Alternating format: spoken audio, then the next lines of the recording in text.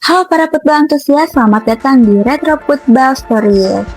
Setiap kali kita menyaksikan gol indah, skill luar biasa, atau drama di lapangan, pernahkah terpikir, dari mana sih sebenarnya permainan ini berasal? Siapa sih penemunya? Jawabannya mungkin tidak sesederhana yang kita kira. Sepak bola modern bukanlah hasil ciptaan satu orang, melainkan sebuah etik global yang berlangsung selama ribuan tahun. Dari peradaban kuno hingga era modern yang penuh teknologi. Untuk mengungkapkan kisah lengkap di balik The Beautiful Game.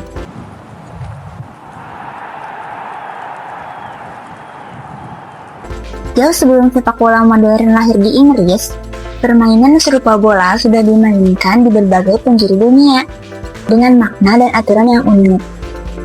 Di abad ketiga sebelum Masehi, Tiongkok sudah punya cuju, yang secara harfiah berarti menendang bola dengan kaki. Awalnya ini adalah latihan militer untuk melatih prajurit. Namun seiring berjalannya waktu, permainan ini berevolusi menjadi hiburan istana yang memiliki aturan terstandar dan wasit. Menariknya, pemain profesional dan juga klub-klub yang terorganisir sudah muncul saat itu. Beralih ke sisi lain dunia, peradaban kuno di Meksiko dan Amerika Tengah memainkan permainan yang bernama salah satu olahraga tim tertua yang diketahui sejak 1650 sebelum Masehi. Bola yang digunakan terbuat dari karet alami. Permainan ini punya makna religius yang mendalam. Bahkan kemenangan atau kekalahan bisa berujung pada pengorbanan manusia untuk para dewa.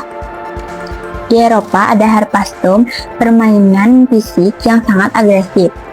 Namanya bahkan berasal dari kata Yunani, yang berarti merebut atau merampas. Permainan ini sangat populer di kalangan prajurit, dan filosofinya lebih mirip dengan sepak bola modern dan rugby. Sebagai kontras, di Jepang ada kemari, permainan yang fokus pada estetika dan kerjasama tim. Tujuannya bukan untuk mencetak gol, melainkan menjaga bola tetap di udara seanggun mungkin. Terlepas dari akar-akar kuno tersebut, bentuk sepak bola yang kita kenal sekarang lahir di Inggris. Permainan di sana pada awalnya adalah ball football yang brutal dan tanpa aturan.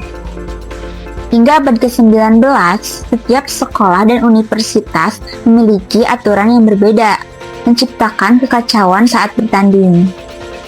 Di tengah situasi ini, muncullah seorang pengacara yang bernama Ebenezer Cobb Morley. Dia bukan penemu sepak bola, tapi lebih tepat disebut sebagai arsitek yang menyatukan permainan ini. Pada tahun 1863, ia mengusulkan pembentukan sebuah badan pengatur, dan lahirlah The Football Association atau FA. Morley menyusun 13 Laws of the Game yang pertama. Aturan krusial ini melarang praktik berbahaya seperti hacking, menendang tulang kering lawan, dan carrying atau membawa bola dengan tangan, yang secara definitif memisahkan sepak bola dari rugby. Setelah FA berdiri, sepak bola dengan cepat menyebar ke seluruh dunia. Kebutuhan akan badan pengatur internasional mengatur pada pembentukan FIFA pada tahun 1904. Momen besar tiba di tahun 1930. Ketika Presiden FIFA Jules Rimet menyelenggarakan Piala Dunia FIFA pertama di Uruguay. Turnamen ini diikuti oleh 13 tim dan menjadi kompetisi tim nasional paling bergengsi di dunia. Di sisi lain, permainan ini bertransisi dari amatir ke profesional. FA mengesahkan profesionalisme pada tahun 1885, mengubah sepak bola dari hobi menjadi sebuah industri. Dari sana, liga profesional pertama di dunia, The Football League, terbentuk pada tahun 1888. Sepak bola terus berevolusi. Dua aturan yang sangat fundamental adalah offside dan penggunaan kartu. Aturan offside dibuat pada tahun 1863 untuk mencegah pemain hanya menunggu bola di depan gawang. Aturan ini direvisi beberapa kali, hingga versi modernnya yang kita kenal sekarang. Untuk menciptakan keseimbangan antara menyerang dan bertahan. Inovasi lain yang berevolusioner adalah pengenalan kartu kuning dan merah di Piala Dunia 1970 oleh wasit Ken Aston. Ide ini terinspirasi dari lampu lalu lintas dan menjadi solusi universal untuk menegakkan disiplin lapangan. Taktik juga terus berkembang. Kita mengenal total football dari Belanda yang menegakkan fleksibilitas posisi pemain. Ada tiki taka dari Pep Guardiola yang mengandalkan penguasaan bola dan gegenpressing yang agresif.